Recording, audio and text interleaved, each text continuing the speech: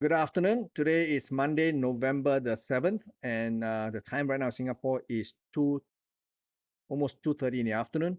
By now, you will have realized that we have seen the Federal Reserve actually hike rates by another 75 basis point, bringing the U.S. Fed rate now to 4%. And there is a lot of talks that the Federal Reserve is aiming for at least 5%. That means to say that for a time being, there will be continued raising of interest rates all the way to the year end.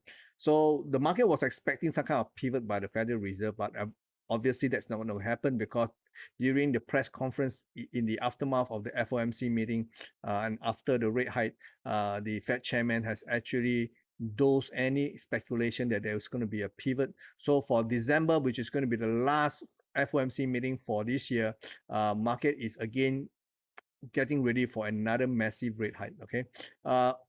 On Friday, we have actually seen the non-farm payroll, which is a mixed bag.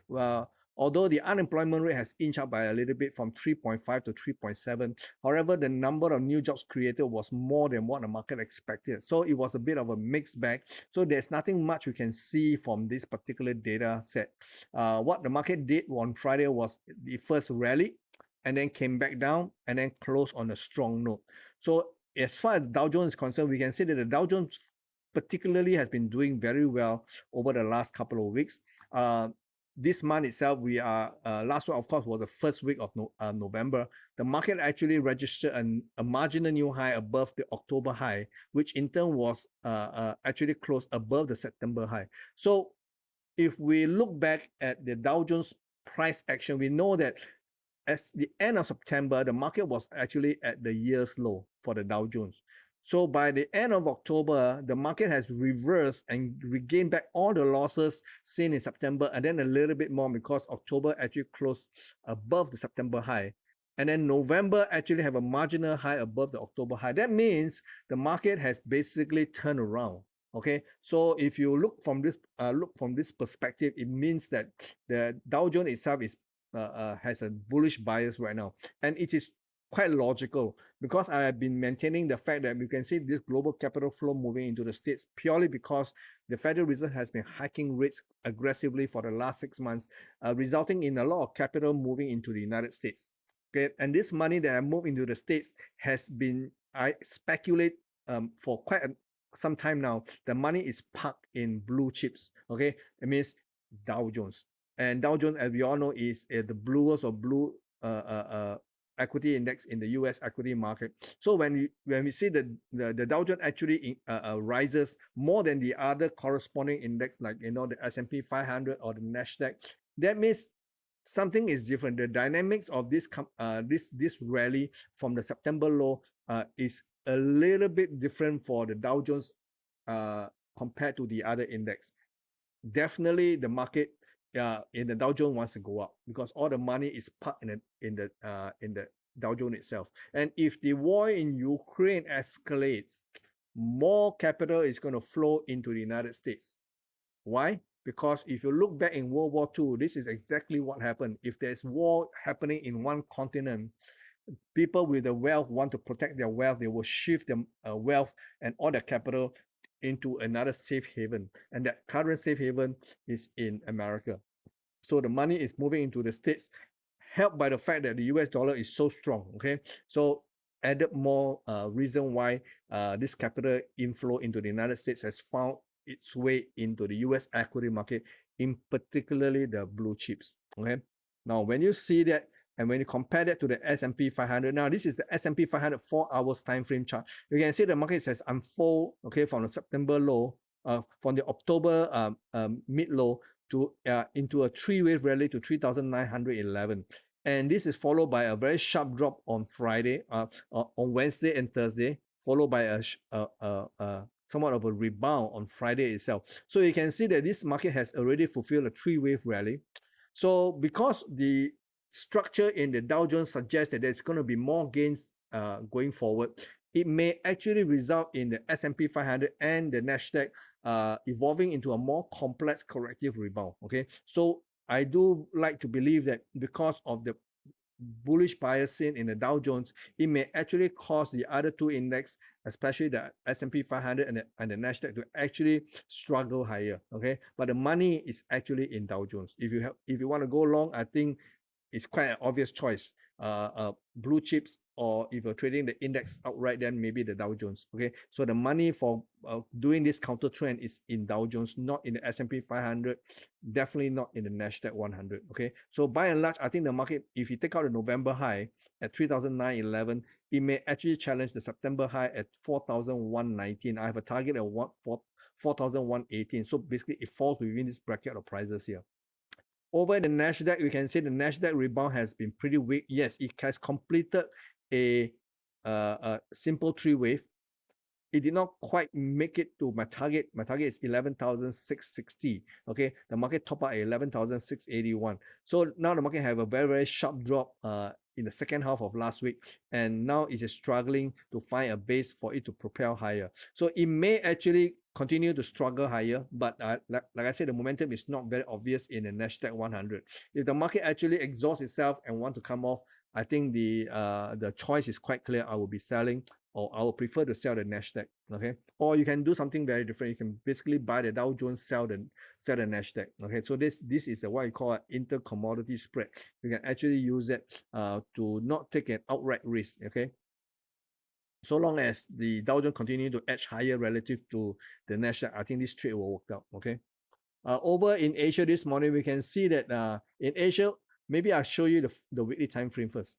Okay, the weekly time frame actually resulted in an outside bar, which we have not seen in the Hang Seng Index for many years. So this is a very bullish development. Remember last week, there were two mysterious tweets that actually was circulating in the Chinese Weibo, which is their equivalent of, let's say, WhatsApp. Okay, and the rumor was that the central government is likely to lift the zero COVID policy.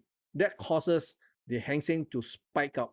Okay, not only in the Hang Seng, it also caused the market to run up in all mainland equities. Okay, so that momentum did not end. Friday, there was again another retweet of the same information suggesting that the central government is going to lift the zero COVID policy. Obviously, over the weekend, we have hear from the officials saying that there is no such policy in place. So maybe the market was expecting the price to come back down. But this morning, Hang Seng continued to charge higher, purely because there was an outside bar. Okay, regardless what is the reason that causes market to have an outside bar, I think the algo programs would have actually recognized this reversal pattern. Okay, so from here going forward, there is the possibility that the market may actually since find a bottom at 14,600. Okay, so we will have to watch it over the next few days and weeks whether it can sustain beyond the October high. If it goes and close above the October high, this will be the first concrete evidence that the bottom may be in place. Then of course the high will be 164.2. Okay, we want to see the market close beyond 164.2 by the end of this month. Okay, that will be the most concrete answer that we can look for.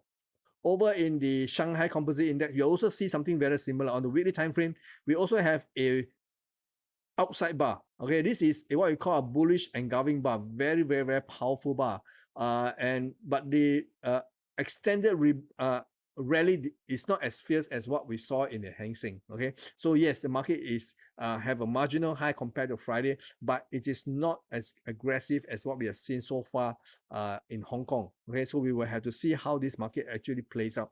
And as far as the October high is concerned, the Shanghai Composite Index is a lot nearer to overtaking the October high, which is currently at 3,099.91. Okay, so it is a lot easier for this index to cross over the October high, and this we will take the clue from the Shanghai Composite Index to actually see if there's a possibility that the market are actually stabilized and going for a technical correction. Okay.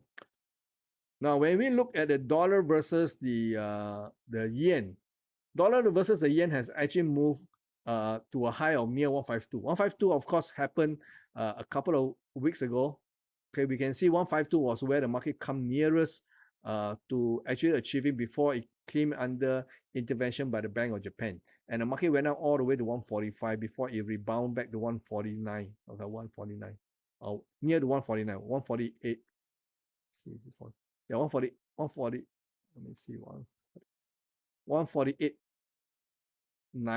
82. Okay, so from here I think the market is doing a larger degree three wave, and now the market I do expect some kind of pullback to go and retest the first initial intervention low, which is current which was then at 140.43. Okay, this is the first intervention low. There's a very good chance market will unfold in a larger three wave correction, maybe to 142 to 140. So this is a good price range for us to consider re-establishing long position, because the fundamental for the dollar strength still is very much in play. Okay, so buying dollar is still the right thing to do.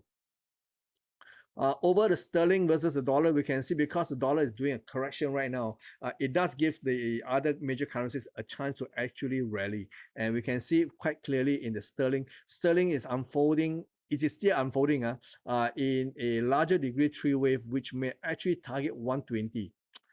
And maybe even go up to 123.70. Okay, so this is a bracket of price which I'm actually looking at. And if you look at this, this is the August high, 12293. Okay, there's a very good chance it will challenge this high one more time as the market unfolds to the upside. Okay, but this is a technical rebound, not a currency strength. The dollar is still the preferred currency to go long, okay, over the longer term. Euro dollar also managed to recover, but you can see this recovery is also unfolding in a three wave. I think it's very likely it will unfold into maybe two sets of three wave. Okay, if that's the case, there is every possibility it may actually go up to 102. Right now, it has already hit its parity target, okay, which is at 1.0085, which it already did. Market went up to a high of 1.0094 on October 27. Okay, now the market pulled back in three wave. Now it's getting ready to present another set of three wave. We are the first set here, 1, 2, 3. Okay, now maybe the market will do another 1, 2, 3 here. Okay, and hopefully it can target 102 to 103 levels. Over in crude oil, we can see that the market actually have a good run on Friday. Okay, this recovery from $76 actually was very robust. It's clearly a three-wave rebound, and if this is a three-wave rebound, there is a scope for the market to at least go up to $98 per barrel. Okay, currently it's above $91 per barrel. Okay, of course this morning we see a market pull back a little bit from the Friday's high, but by and large we can see that this market wants to go up, and the August high is $97.66. I think that level will be taken out. The more relevant price point will be the July high at $101.88.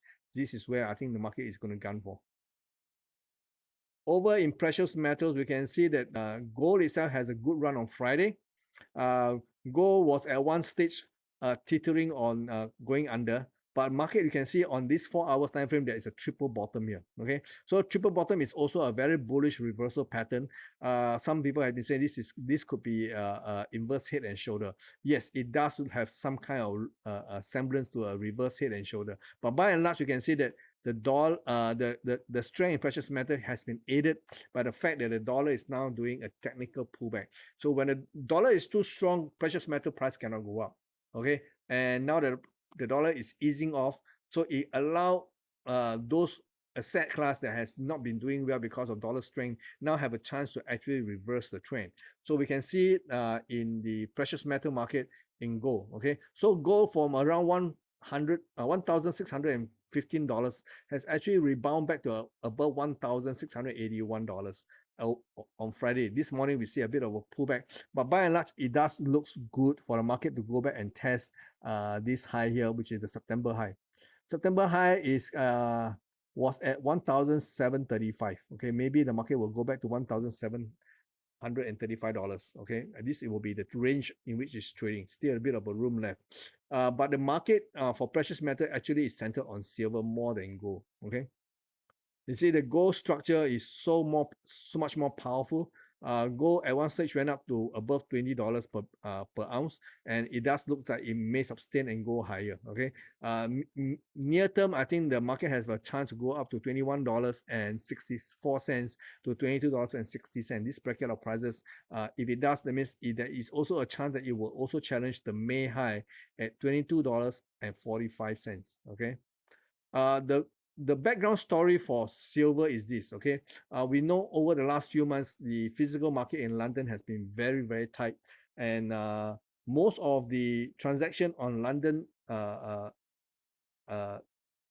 bullion market ends up in delivery. Okay, but because supply is so tight, there is not enough supply to satisfy those people who wants to buy physical. So what happened is that we are seeing a shift in attention by these speculators who have failed to buy in London, and now has shifted the focus to look at the COMEX, both silver and gold futures. Okay, and each year the December delivery has always been the most actively traded contract month. Okay, and this month will end up in the end of the December contract. Okay, so this month we can see there's a bit of an option activity going on in the silver market, because the stocks in the COMEX warehouse is not a lot, because most of the delivery are done in London and done in either the GLD ETF or the SLV ETF. Okay, very little actually end up in delivery in the COMEX silver or gold, but you can see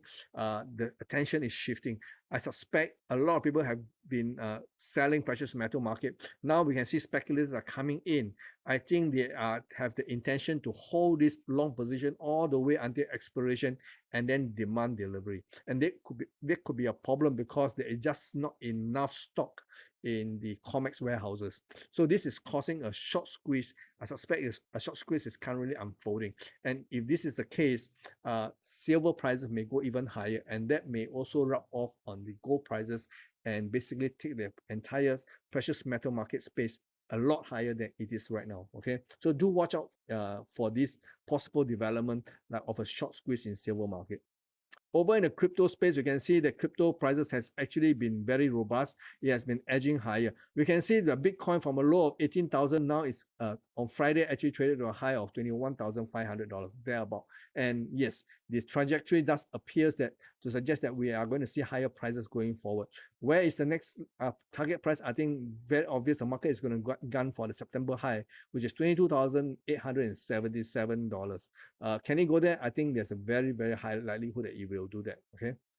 Ethereum is even more constructive. You can see the rally in Ethereum is a lot more stable than what we see in the Bitcoin. The low 1,175 was actually traded in mid-October, and as of last week, we can see on Saturday the market went up to 1,681, and this is very robust. If the market does pull back, I think the October low at 1,480 will hold, and the market will actually attempt the September high at 1,790. Okay, so we have a bit of a room left, and I like this structure here. But the one that actually caused the market to go even higher is this particular coin called the Binance coin. Now, Binance coin has been very, very stable. From $256, it went up to $361 over the weekend, and it does looks like it is not done yet. Where will you go? My initial target is $362.57. Very, very close right now.